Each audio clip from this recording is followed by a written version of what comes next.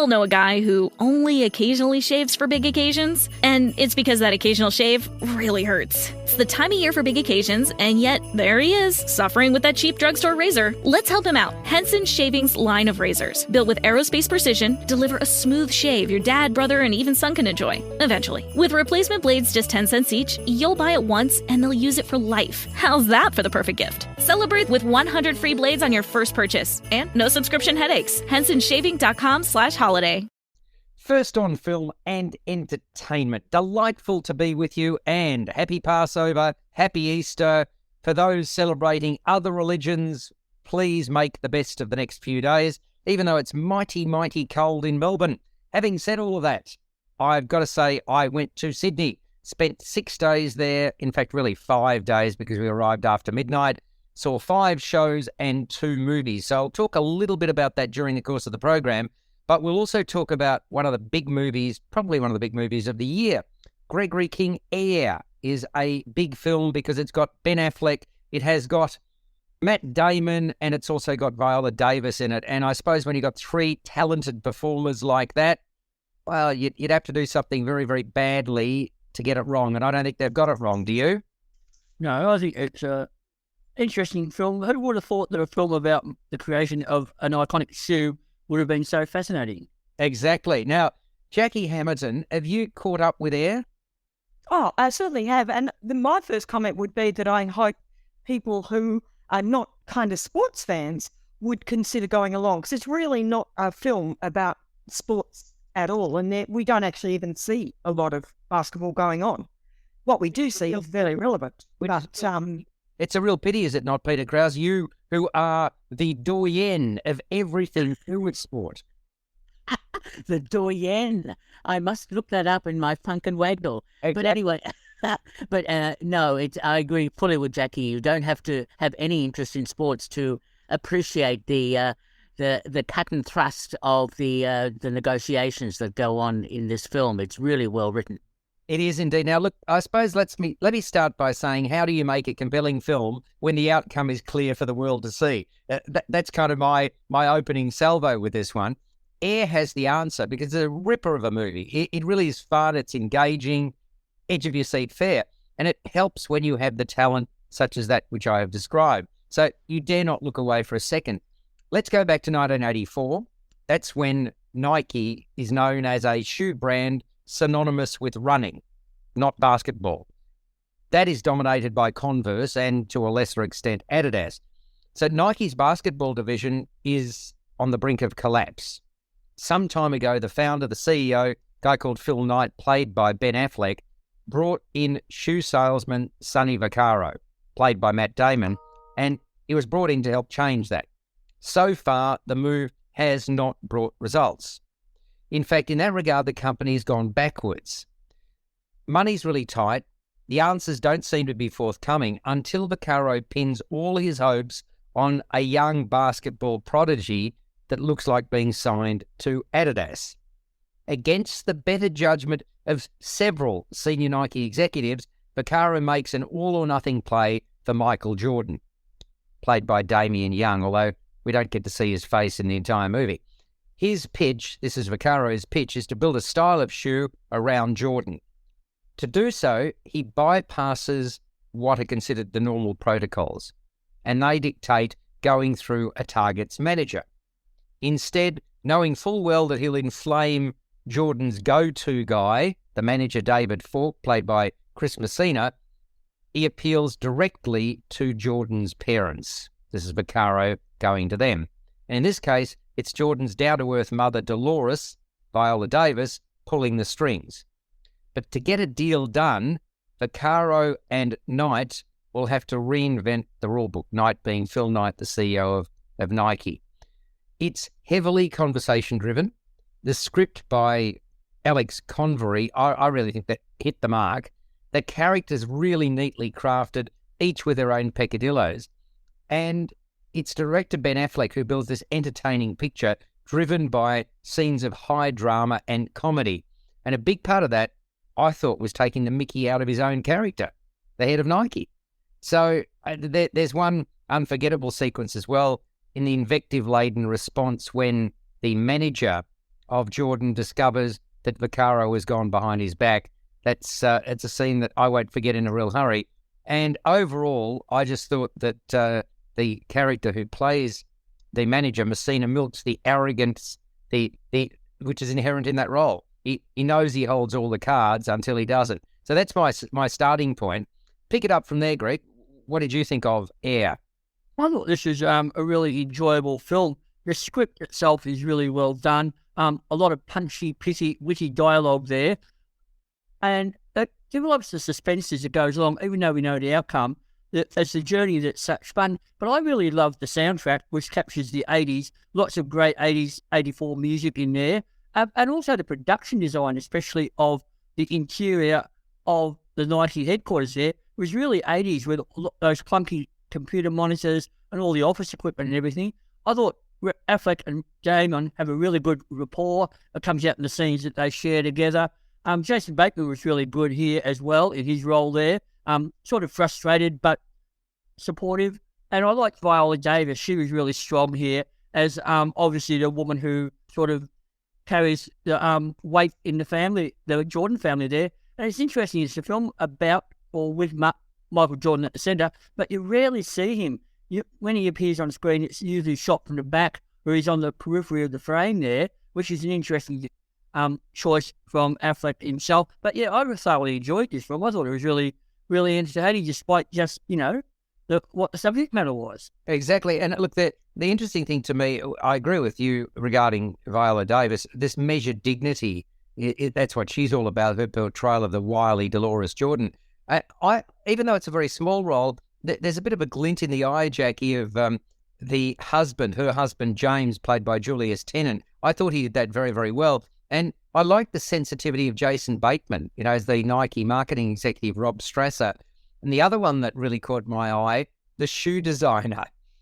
His real name is Peter Moore, played by Matthew Marr. So there was only one character I struggled with, Jackie, and I wondered whether you did as well. And that's Chris Tucker. Now, I think this is his first movie in 7 years. And he's this fast-talking Nike heavyweight guy called Howard White. Despite the good nature of his persona, did you understand anything he was saying? Oh, no, he was fast talking, that's for sure. But he also did a bit of that, I think, kind of jive talk or something like that, which to our ears can be, you really have to hear quite a bit of it to get familiar with it. So missed that, but I don't think it really had an effect on the way I felt about the film. And what you've really discussed among that is the number of secondary roles who each had a strong part to play, even though they might have been secondary roles. That we really felt we got to know these people. It was a people film, Air, and we got to know a little of their backgrounds. The character played by Jason Bateman talking about his daughter and therefore showing how much not only did Sonny Vaccaro put his career on the line when he was making this big pitch and putting, both feet in and more on behalf of the company to get Michael Jordan for the new shoe. But he was also putting on the line those of his colleagues, and the Jason Bateman character was one of those. But as you mentioned, the shoe designer, what a delightful character he was. Again, a small role, but how we remember him. And to see right at the end of the film, one of my favourite parts of films that do this is at the end where we see the real photos or a little bit of video of each of these people. He actually looked very like the shoe designer at the time, or he had been made up to look very like him, and he had a backstory as well. So for me, the film felt real because we got to know the people. We believed their dialogue. The scripting was beautiful. And yes, it's a marketing story. It's not really a sports story or even really a shoe story, although it is.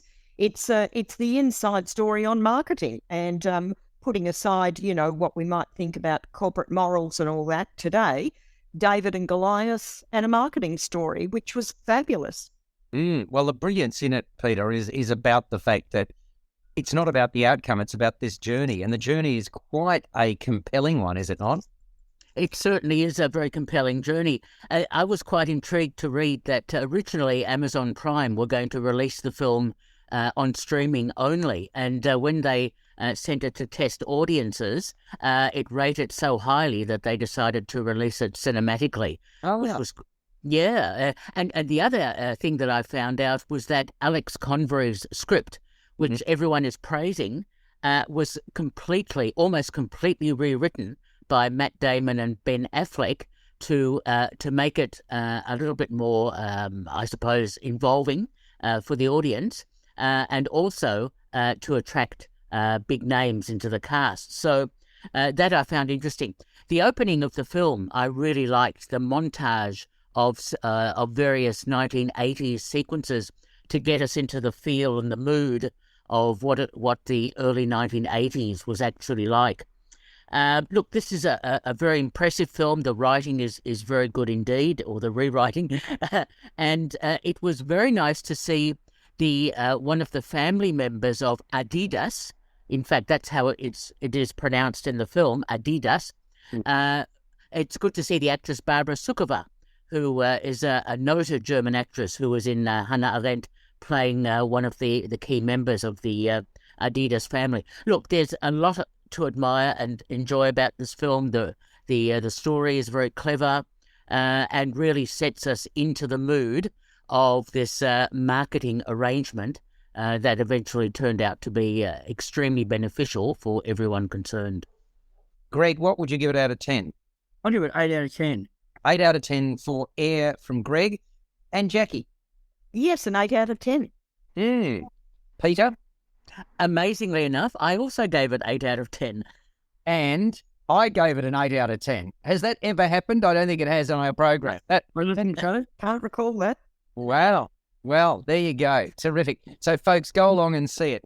Let's go from there to a movie that could have been a heck of a lot worse than it turned out to be. And it's a sort of, I know that's sort of faint praise, but it's meant to be better than that.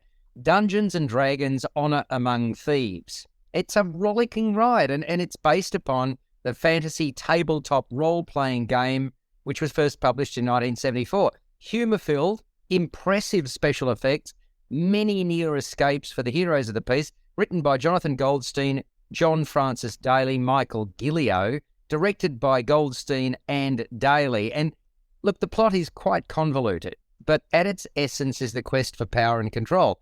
Chris Pine plays Edgin Darbus, who's been jailed after a heist went wrong. Used to be a clean skin, that his wife was murdered. He raised their daughter Kira, played by Chloe Coleman, with his friend Holger Kilgore, Michelle Rodriguez. She is also in prison with him for the same crime. They were chasing a precious magical artifact that would give him the chance to resurrect his dead wife, when their best laid plans were derailed by evil red wizard Safina, role filled by Daisy Head. Her agenda remains to create an army of the undead. Now, Darbus and Kilgore are planning to escape, so he can be reunited with his daughter. In their absence, she's been cared for by a man that Darbus regarded as his friend. And I speak of Forge Fitzwilliam. Hugh Grant fills that role, who's in fact an ambitious rogue and con artist. He, who exudes charm and has hoodwinked Kira into believing that he really cares about her, has formed a dangerous alliance with the Red Wizard, who I mentioned earlier, Safina. Daisy Head is the one who plays her. So peril awaits at every turn as Darbus and Kilgore join forces with a sorcerer called Simon Orvar, played by Justice Smith, and a druid Doric, Sophia Lillis, to try to thwart the evil that awaits. Now, it's quite long, nearly 2.25 hours. Dungeons and Dragons: Honor Among Thieves, it does move at pace, with challenges to be overcome by our heroes. And I've got to say that, I mean, Hugh Grant plays Hugh Grant very well, does he not, Jackie? Oh, I was a bit of it. He was my one disappointment. Really, Alex? He does it. He plays himself all the time, and he does it well. No. In was it The Gentleman? Ridley. No. Sorry. In The Gentleman, he stepped out of that character, and I think he was quite different. And I loved being refreshed with the kind of actor he could. You didn't find Hugh Grant he had a wow of a time as this conniving Fitzwilliam. I thought that was a fun role. I didn't think the personality he put across with the Hugh Grant grin suited the villainous character that he was meant to be. Okay, fair. Didn't work for me, but I might say it was probably the only thing that didn't work for me. I went in not particularly looking forward to seeing any Dungeons or any Dragons. I Or agree. any games to be played, but I was swept away right from the start. Here we go, Chris Pine, you're a legend. He took me to Guardians of the Galaxy. It took us to The Hobbit. It took us to the landscapes of Lord of the Rings and every other fantasy film. It was fabulously imaginative. The scenery and the detail and even these little subplots were incredibly detailed, so much effort and story building around, little maybe 2-minute subplots off to one side. We really built it into a very solid, exciting adventure. It was a quest. We got to know the characters really well. They worked together well. Michelle Rodriguez was fabulous as the physical strength of the team, really. She really stood out for me. And they made a great partnership and sense of family. Oh, what a ride. Absolutely love Dungeons and Dragons. Yeah, it is interesting because there were so many threads that, Peter, you could very reasonably have thought, oh, well, they'll lose one or another along the way, but they all came together, didn't they? It certainly did. This is the fourth film version of Dungeons and Dragons, and they've reimagined the original game and all that sort of thing into something much more interesting, much more amusing. In fact, I liked the tongue-in-cheek quality of a lot of the writing that's in the film. And I also need to shout out to so many Australians who were involved in the special effects. It's amazing how many films now have CGI that's been created by Australian computer creators, which is absolutely fantastic. I really enjoyed it. A rollicking good story, clever characters, some really very clever special effects at times. They were really quite astounding and tongue-in-cheek. And I actually liked Hugh Grant. I thought as the villain, he reminded me of his role in Paddington 2 and in some other films that he's done where he's sort of he's on the periphery of whether he's a villain or whether he's someone who might be trustworthy. And I like the way he plays that. Look, very enjoyable film, very well shot. Definitely recommend it. Greg, did you enjoy it as much as we did? I haven't seen this yet because of my dismal experience of trying to see it at Clam Casino last weekend. I haven't had a chance yet. Yes, do tell us briefly about that.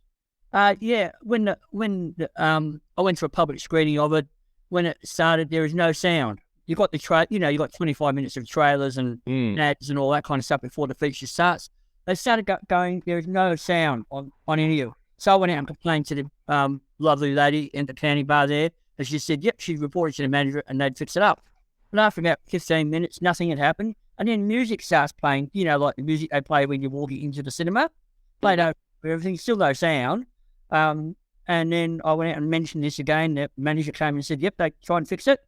And then the film started, still no sound and music playing. And after about 10 minutes, I had enough. I walked out and complained and sent a letter to Village. I just got a formal letter back saying they pride themselves on the standard of their production, their projection, and they look into it. But this seems to be a problem that happens too often, and I just haven't had the time to go back and try to do it. Fair enough. All right. Well, with all of that, Jackie, a score out of 10, please. Oh, for Dungeons and Dragons, Honor Among Thieves, a definite 8 out of 10. And Peter? I really enjoyed it. 7 out of 10 from me. And a 7 out of 10 for me.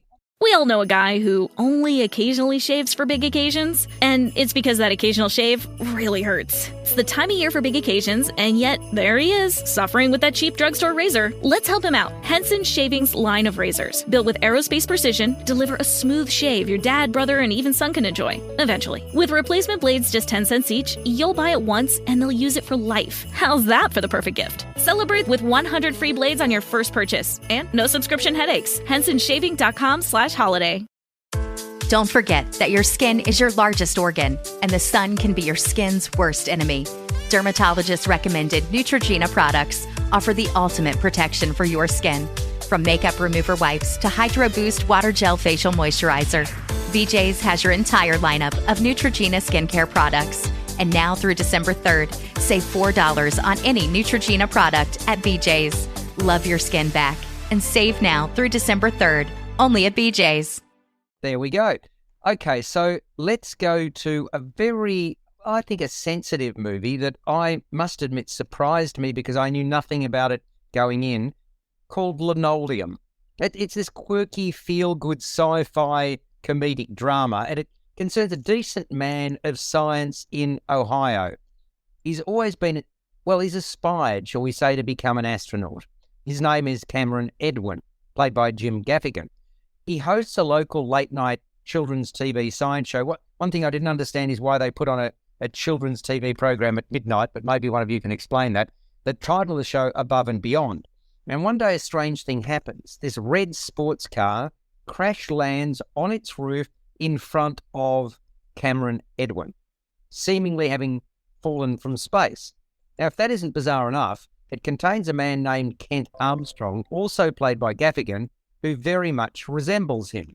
Right? So the two characters played by the same man resemble one another. How surprising. Now, for a couple of years, Edwin has been promised a better time slot for his children's TV program. Then he's blindsided and sidelined. Program's been picked up by the network with a different host, namely his doppelganger. And if Edwin chooses to stay on, it will be as the show's creative consultant. Now, all this goes down as his wife, Erin, played by Rhea Seehorn, who used to host Above and Beyond with Edwin, is preparing to leave him. They're preparing to separate. As yet, though, they haven't told their children. The children, a headstrong daughter named Nora, played by Caitlin Nacon, and a doting younger son. Nora takes a shine to a new kid at school called Mark. Gabrielle Rush is the one with that role, who turns out to be Kent Armstrong's son. So this is the new guy in charge of the program, TV program. Most importantly, a satellite drops from the sky and into Cameron Edwin's backyard, opening up a sea of possibilities. So there's far more in Linoleum than it first meets the eye. It's only in the third act that it all comes together. I thought it's really been cleverly conceived and executed by the writer and director Colin West, providing ample room for contemplation about the human condition, because that's what it's really all about. And although the character of Edwin has received a measure of success, something has always held him back. The routine of it all appears to have gotten to his wife, while Nora, the daughter, is trying to find her place in the world. I was really engaged by what is a rather mysterious chain of events. I was eager to learn more, and I thought that Jim Gaffigan was eminently watchable in the couple of roles that he had. He was personable in one, bombastic in the other, and Seehorn, the wife, plays tightly strung with conviction. I thought the daughter had personality to burn. So it's really big on creativity, this one, and charm, Peter, is it not? It certainly is. It's nice to see these independent US sci-fi films that are really very cleverly written and have good ideas. I think that the reference to why the science show that he was hosting at the start of the film was on at midnight was because his show had been losing ratings and had been moved to a later time slot. But you would never put a kids show on at midnight, is what I'm saying. Regardless of whether it's losing ratings, you then drop the show. That doesn't make sense. Well, it's obviously a TV network that is a little bit unusual. I agree with that. Yeah, it's a bit.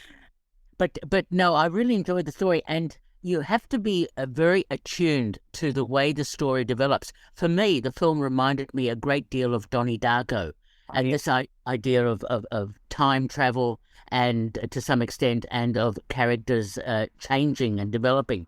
And what is so good about this film is it is a very human sort of story. And you'll notice the time shift that happens in the film later on, which I won't explain any further. But no, this is a really good character study of someone's hopes and dreams and of their life journey. And that's what I found so fascinating about this film. And you don't need a big budget to tell a good story like this one. And this one is a very good example. And Greg, I mean, the thing about it, it just surprises. There's elements here that you could not have picked, and it's so unusual. Like there are not too many. I mean, I agree, Donnie Darko. I can understand Peter's reference to that, but yeah, where creativity is required, where individuality is required, this one ticks those boxes, doesn't it? I'm afraid I'm still scratching my head over this one. Gentlemen, I didn't quite get it all. It sort of had me scratching my head. There's some interesting elements to it. I mean, it was beautifully shot. Production design was all exquisite. Jim Gaffigan was good there, but I'm afraid I got lost in it somewhere. And Peter referenced Donnie Darko. For me, this one reminded me more of Adrian Lyne's Jacob's Ladder, in which Tim Robbins was troubled by disturbing visions, and the revelation there made a lot more sense than the one here. So, but yeah, it does deal with some wonderful themes like the human condition, failed dreams, and the fragility of life. But this one didn't click with me, and I think a lot of people might struggle to understand or comprehend what's going on here. Jackie, what about you? I think struggling to understand it is part of what it's actually about. Because certainly I struggled. I like logic and I like to understand what's going on, but I quite enjoyed the gentle oddities about this film that made me really try to put it together in my head as it was progressing, and knowing that I was being teased a little by the way that it was structured. And there were little clues all the way along that it wasn't all as it seemed. Someone's got a lot of static going on in this on this line, but I quite enjoyed that, and I trusted that it would come together at the end, which it does. But you really need to allow yourself to kind of make those pieces connect. Oh, there's a lot of static. Yeah, there is a lot of static. I mean, I just thought it was earnest and it was also endearing. I mean, they're the sort of qualities that I look for in a movie, and I thought this had it in spades. And it doesn't come together until the third act. I like that. I thought that worked very, very well. What are you going to give it out? Alex, I think it also did a big shift, because I spent probably half of the film thinking it was a family film, very kid-friendly and, and something we could all sit together on the couch and watch. And then it kind of did a big shift, and it started covering a lot of ground in unexpected areas, like, teenage queerness and dementia and energy versus kind of career atrophy and all those sort of really big questions through life. And so I kind of shifted my thoughts on it about halfway through as well. Yeah, it's M-rated, and it's M-rated for a very good reason. Score out of 10 from you, Jackie? 6.5 out of 10. Mm-hmm. Greg? Look, struggled to give it 5. Oh, really? Okay. Peter, you and I are going to give it higher scores. Go for it. I gave it 7 out of 10. And I gave it 7.5 out of 10. So there you go. Okay. Well, this is the first one where there's been quite some division. Let's talk about another one where, I wouldn't be surprised if there's division. Allelujah. And that's Allelujah. So don't do Hallelujah if you're looking for it. I cannot think of too many films I've detested more. That's my starting point. It's a British drama written by Heidi Thomas and directed by Richard Eyre. And by the way, I don't detest many movies or many anythings. It's based on a play by Alan Bennett that was out in 2018, which was also called Allelujah. And it's about this small geriatric hospital called the Bethlehem in West Yorkshire. It's threatened with closure due to National Health Service funding cuts. The most loyal of staff is a doctor called Valentine, played by Bailey Gill, for whom nothing to do with patient care is ever too much. The head nurse is Sister Alma Gilpin, played by Jennifer Saunders, about to be honoured for her services to the Beth, the hospital. A film crew invited to the facility to document a volunteer-led effort to save the institution from closure. That includes interviewing the chairman of the board, Mr. Salter, played by Vincent Franklin, and several residents, including Ambrose Derrick Jacoby. One person who is not interviewed but who's given an iPad to record her experiences is a retired librarian called Mary Moss, played by Judi Dench, or Dame Judi Dench. Arriving at the hospital to visit his sick father, who happens to be a former coal miner called Joe, played by David Bradley, is a management consultant to the health secretary, a man known as Colin Coleman, played by Russell Tovey. And he's the one who's recommended closure of the facility to the health minister or health secretary. But again, like in the last movie, there's a lot more going on in this film than at first meets the eye. And it takes a shocking turn in the final act. Now, I wonder whether any of you felt as strongly as I did about this film. That shocking turn is the only time I became even vaguely interested in anything to do with this otherwise extremely boring, slow and laboured film. The whole thing looked and felt manufactured. I thought I was watching a really bad play. Obviously, it is based on a play. Most of the elderly patients were nothing more than caricatures. It's mired in what I consider to be paternalistic nonsense, looked like a PR exercise extolling the virtues of caring for patients, which is a no-brainer. And when Bailey Gill, or Jill, no, it's Gill, I presume, as Dr. Valentine broke the fourth wall to speak directly to us, the audience, it actually made my skin crawl. And if you want to know what dull looks like, simply try to sit through the first 5/6 of Allelujah. Nothing happens. I was constantly looking at my watch, pleading for the film to take off.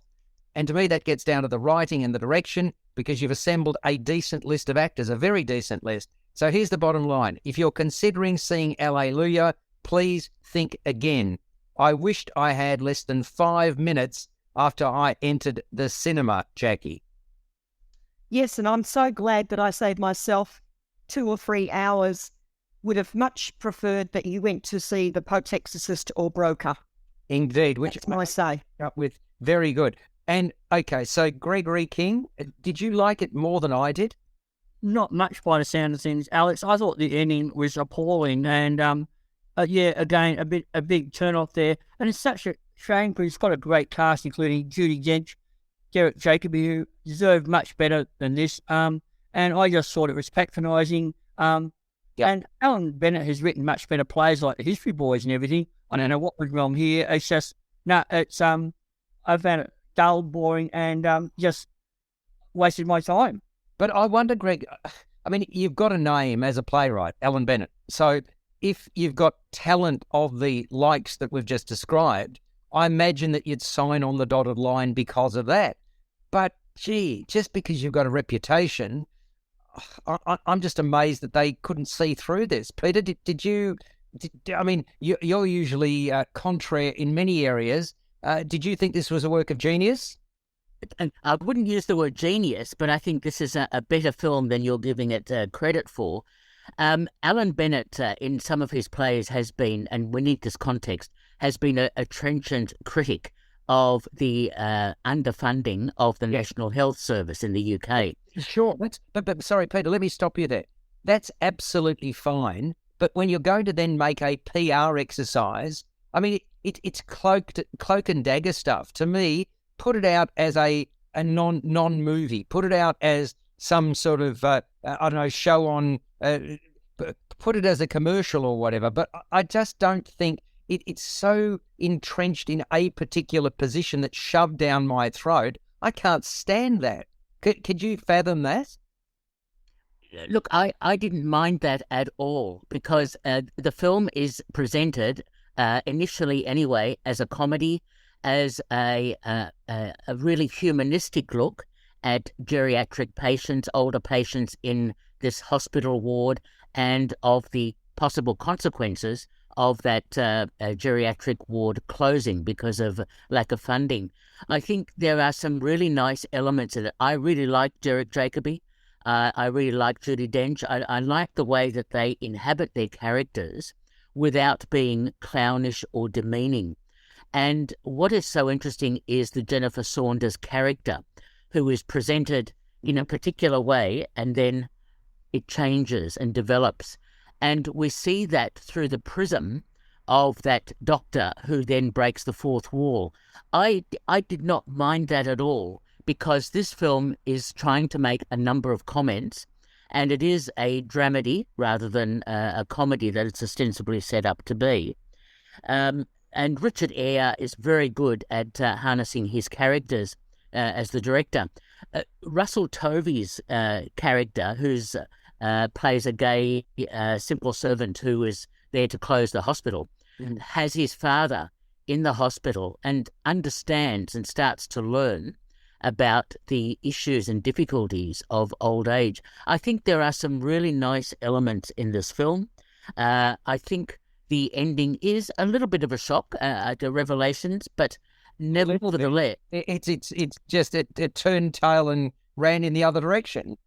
Well, I'm not so sure. I think it sort of fits the process of this film, and if you listen to the dialogue very carefully near the end of the film, you'll understand where Jennifer Saunders' character is coming from and of the system that she inhabits and the politics behind it all. So, look, I think there's a fair bit to admire about the film. It's not a work of genius. No, it's not a great film, but it is, I think, a better film than some of you perhaps have given it credit for. Well, you give me a score out of 10, Peter.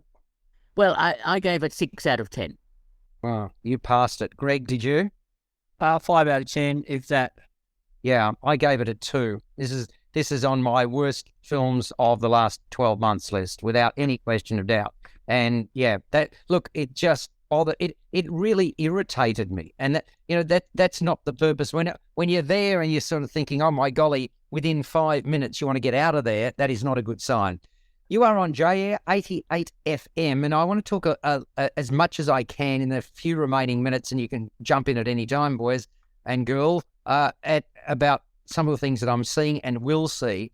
Now, there is something on at Chapel Off Chapel, which is coming up very, very soon, the 14th and 15th of April, and it's the songs of Nayland and Peel, and one of them wrote to me, and I admire that. These are Green Room nominated writers, Connor Nayland and Jackson Peel. They, according to the conversation I had with one of them, they're both Whopper graduates, and there's this sort of intimate night of Australian musical theatre writing talent, because that's what they do. They write musical theatre, and I love that sort of stuff. So there's a couple of nights that they're going to be performing on, and that is obviously the 14th and the 15th at Chapel Off Chapel, one of my favourite places in Paran. So they put together a number of different shows in different places, and some of the best writing comes out of the young talent that we have in this country. So I want to encourage people to go along and see it. The songs of Nayland and Peel, 14th and 15th of April at Chapel Off Chapel. That is a starting point. Now, did any of you see the, if you like, Vietnam War-inspired a show, Rolling Thunder Vietnam? We all know a guy who only occasionally shaves for big occasions, and it's because that occasional shave really hurts. It's the time of year for big occasions, and yet there he is, suffering with that cheap drugstore razor. Let's help him out. Henson Shaving's line of razors, built with aerospace precision, deliver a smooth shave your dad, brother, and even son can enjoy, eventually. With replacement blades just 10 cents each, you'll buy it once, and they'll use it for life. How's that for the perfect gift? Celebrate with 100 free blades on your first purchase, and no subscription headaches. HensonShaving.com/holiday. Don't forget that your skin is your largest organ, and the sun can be your skin's worst enemy. Dermatologist recommended Neutrogena products offer the ultimate protection for your skin. From makeup remover wipes to Hydro Boost Water Gel Facial Moisturizer, BJ's has your entire lineup of Neutrogena skincare products. And now through December 3rd, save $4 on any Neutrogena product at BJ's. Love your skin back and save now through December 3rd, only at BJ's. Okay. It is amazing. It is it's one of the best shows I've ever seen. Deeply emotional, richly rewarding musical and narrative experience. Takes you to the heart of the highly divisive war, which, well, I was reading about this yesterday, and I didn't realize, do you know how many Vietnamese, let alone anybody else, were killed in that war? As many as 2 million civilians. I mean, it's shocking, as just terrible. And more than 1 million fighters, Vietnamese fighters. And of course, 523 Australians lost their lives there as well, and nearly 60,000 Americans. So this is, I mean, Greg, you're going to love this, because you got... I know it's not a great soundtrack. 20 songs. It was a very unusual thing. I, again, out of the blue, received an invitation to attend the final dress rehearsal of this show. And there were some really big names, I'm not going to spoil it for anybody, who were actually in attendance. And I was kind of fortunate. I'd never seen this. This was in a big music studio. So I went along on last Thursday morning, and wow, it was just really special. We got numbers from Rolling Stones, Creedence Clearwater Revival, Gladys Knight, Billy Thorpe, Paul Simon, Steppenwolf, and many, many other legendary artists. Things like Black Magic Woman, Bridge Over Troubled Water, The Real Thing, Magic Carpet Ride. It is going to be fantastic. It's going to be touring from the 15th of April to the 10th of June. Just look it up, Rolling Thunder Vietnam. It was a really unusual experience because you get 5-piece band there as well, and they sung their lungs out. The talent involved in this is excellent. So it's really worth seeing. Just look it up, Rolling Thunder Vietnam, and that's one to think about. It's not going to come to Melbourne for a few months. You've got plenty of time. It's going to be at the Palais, among other places, but it's touring the country, and it'll be elsewhere as well. So that's one to check out. Now, I also went along to see, are you familiar with Miss Saigon? Has anybody seen the musical? No? Yes, I have. You have? Oh, good. Okay. So there's various versions of Miss Saigon, right? So you've got an opera version, you've got a ballet version, you've got a musical theatre version, just to name 3 that I can think of. Now, this is once a year, Opera Australia, through Handa Opera, Handa, put on an outdoor opera, which basically has as the backdrop Sydney Harbour. So you've got the Opera House and the Harbour Bridge. And it is amazing, absolutely amazing. What a splendid and spectacular. I don't think you're going to get anything like this anywhere in the world. So as an experience, for those of you who haven't done this, it is absolutely worth doing at least once in your life. So it obviously depends upon the weather. We had the most perfect weather in Sydney in terms of this show, because it was at night when it's on at sort of 7:30, 8 o'clock, you've got 20, 21, 22 degrees. So lovely, absolutely terrific at this time of the year. So having said that, I won't go into a lot of detail about the story, but what I will say is the music, the staging, absolutely soaring. It is just amazing. And the pyrotechnics associated with it as well, and the staging, which I just mentioned. You've got a marriage scene and you've got full-on fireworks over Sydney Harbour to celebrate this wedding. Then you've got a speedboat arriving, right? I mean, wow. And you've got town cars. It's just so unusual, and you could never do this inside. So that's why I'm saying it's a very, very special experience. I would urge people to go along and see it. And you've got alternative casts, because you can't expect opera singers to do this night after night after night. It's a brilliant production, absolutely marvellous, and I commend Opera Australia and Handa Opera for Madama Butterfly. It's Madama Butterfly. It's at a place called Mrs. Macquarie's Point, which is in the Botanic Gardens. So you've only got a limited amount of time to see it, next few weeks. If you happen to be going to Sydney, it is well worth seeing. That is just one of the shows that I saw, and I better quickly cast an eye. I've got a little bit of time left, which is terrific. So I want to talk about a new show, which, well, there are 2 new ones. Do you remember, I'm sure all of you would, I think it was 2016, Denzel Washington put out a movie. He directed it as well and starred in it, called Fences. Did you? Yeah? Yes. Fabulous film. Wasn't it a fabulous movie? And it With Viola Davis, I think. Yes, indeed. In fact, Viola Davis won an Oscar, if I'm not mistaken, as supporting actress. And Washington, am I right that he was nominated for Best Actor and also for Best Picture? He didn't win either of them. And the writer of the piece, August Wilson, was posthumously nominated for a screenplay, Best Adapted Screenplay. Anyway, this was a play, and it is now a play in Sydney. It's just started at Wharf One Theatre, and we're among African Americans in a working class suburb in Pittsburgh, Pennsylvania, in the 1950s. Now, the interesting role here is the one played by Burt Labonte, who plays the Denzel Washington character. Really hard man to stomach, and he's a garbage collector, my way or highway approach. Sometimes the choices he makes are decidedly ordinary, and his upbringing was far from desirable. Turned out to be a far better than average baseball player, but he never made it into the big league. And he's got a son in his mid-30s who's sort of always short of money. He's a wannabe professional muso, doesn't want a regular job, and that doesn't please his father, the guy I just spoke about, the Burt LeBond character. And now with his second wife, Rose, played by Zara Newman, whom he married 18 years ago, the pair has a teenage son called Corey. And Corey shows a great deal of promise as a baseballer. A recruiter is actually interested in him. He's still at school. But the father, Troy is his name, the father is dead set against that path for him, and clashes between father and son are inevitable.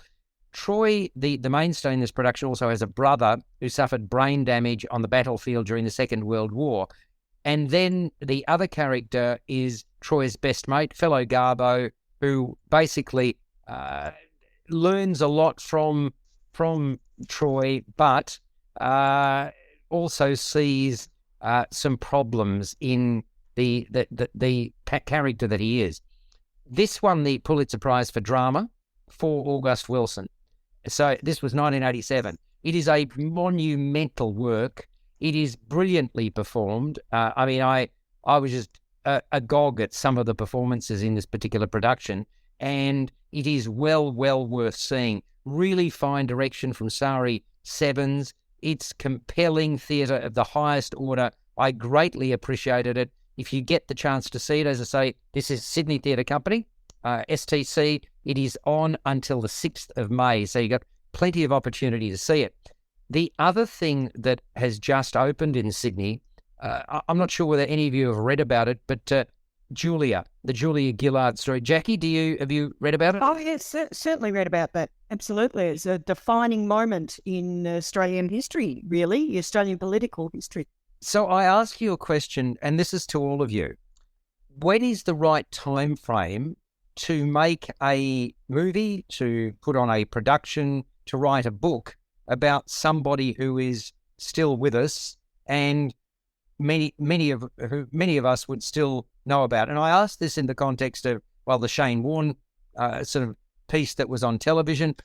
When is it a bit icky, to use a current word, to do something like this, and when is it appropriate? Has anybody got a view on that?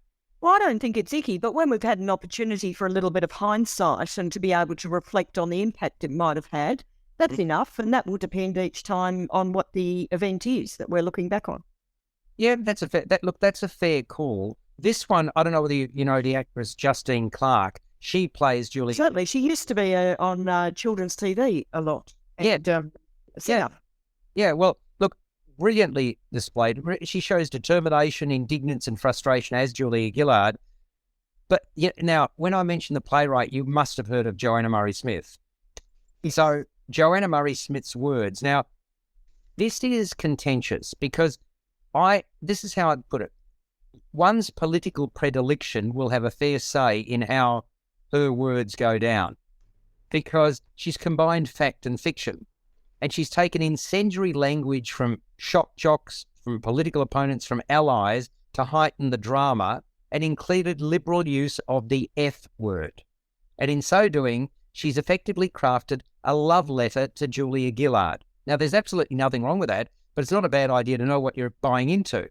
And I've got to say, the audience, many of them gave it a standing ovation. So, I mean, the performance was wonderful, no question about that. But yeah, as this country's first female leader, Gillard had to put up with far more than her male counterparts. And I refer to blatant misogyny and a lot more. And as seen in this play, she was frequently referred to by her first name. That's the reason it's obviously been called Julia, which they intimated showed a lack of respect. In other words, mind you, I was thinking about this. Was John Howard called John by some? I suspect he may have been. I don't know. But Little Johnny is a detraction. That's true, Greg. Yeah, there we go. I mean, but in this case, and I firmly remember this, I'm sure all of you will. I mean, Julia Gillard was called out for her appearance. I mean, that's just not acceptable. For her choice of clothing, for her unmarried status, for her decision not to have children. And you think about New Zealand's most recent Prime Minister before this one, and you think about the same thing, some of the questions that she had to put up with. I mean, so this is a play that goes into that sort of detail, and it leads up to, do you recall a famous retort during question time in Parliament there was a motion put by the opposition leader, Tony Abbott, and Julia Gillard gave far more than she got. That's the, if you like, the monologue that closes this particular work, and it leads up to all of that. So, look, I mean, I suppose that an interest in and an appreciation of politics would be of benefit, but regardless, the way that Justine Clark carries herself throughout, the delivery style, she's got her affectations, her confidence and zest, quite infectious. And she carries us on a journey. I applaud her efforts in it's undoubtedly an emotionally taxing role. So, I'm not sure that Julie is going to be for everybody, but it's very, very well done. They use there's one other character on there, a young woman played by Jessica Bentley, and from time to time she brings simple props onto the bare stage, even participates in a short dance sequence while responding to Gillard's towering address at the end of the production. And they also use video footage. That's another device that the director Sarah Goods uses to enliven proceedings and provide visual appeal. It's 90 minutes without interval, and it's on now at Drama Theatre at Sydney Opera House until the 13th of May. So that's another production that I had the good fortune to catch up with. And the other one, now, how familiar are most of you? I know that she's done a lot of TV work. Claudia Carvin. Peter, do you know much of her work? Oh, absolutely. A great actress, been in many, many films. Yeah, she has. And she was in another, this is the third Sydney Theatre Company production, which is now finished, unfortunately. I hope it comes to Melbourne. I remember seeing it at MTC. Greg, you used to subscribe all the time. The Goat, or Who is Sylvia? Do you remember that? No? Not really. Oh, okay. It's a really quirky story, and Claudia Carvin is just monumental in it. Absolutely. Really smart. It's an outrageous Tony Award-winning tragicomedy, actually won Best Play in 2002, written by Edward Albee in the year 2000. And I tell you something, you get a lot more than you bargained for in this particular production. I remember being gobsmacked when I saw it 20 years ago. I was just as gobsmacked now, and it's all about, in short, a form of sexual activity that you could not possibly countenance in any way, shape or form. That's what it's about. I hope to get it here again in Melbourne. I think it would be wonderful because it was a brilliant production, The Goat, or Who is Sylvia. And did any of you see it was a production by, just trying to remember, I think it was Barbara Streisand in the year, my recollection is about 1970, On a Clear Day You Can See Forever. Peter, did you see that? Absolutely, yes, I remember that film. That was Yves Montand, I think. Did anybody else? Greg, did you see it? Not that I can recall, no. Okay. Well, what a hoot. Now, what they've done here, Peter, is they've reversed the original play. And when I say they, there's a performer called J. James Moody, who's the artistic director of an organisation called Squabologic Independent Music Theatre. And they've adapted to the present day, On a Clear Day You Can See Forever. So the key character in this one is somebody who is, he's gay, but he wasn't originally gay, but he is here, and he plays both gay and straight characters, and it's all about somebody going back in time and being reincarnated.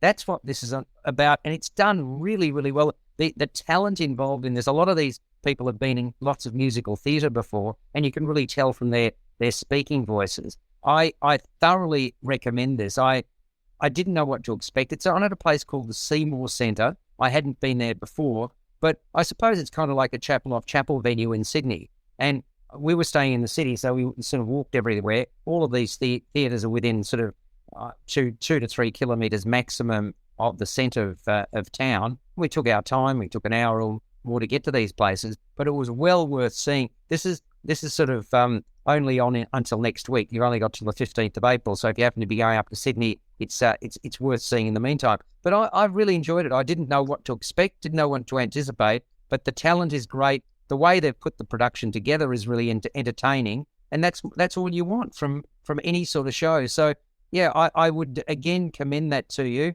And then we saw, as I say, a couple of movies as well. So it was well worth doing. I'm hoping that if I get an invite again next year, I mean, you do this, Greg. You go up there and you see and do things in a different city. The only sad part about Sydney, and I suppose you could say this about Melbourne as well, there was a lot of homeless and there were a lot of people with mental health issues that were wandering about the centre of town. Now, Greg, you live in Melbourne, in the centre of the city.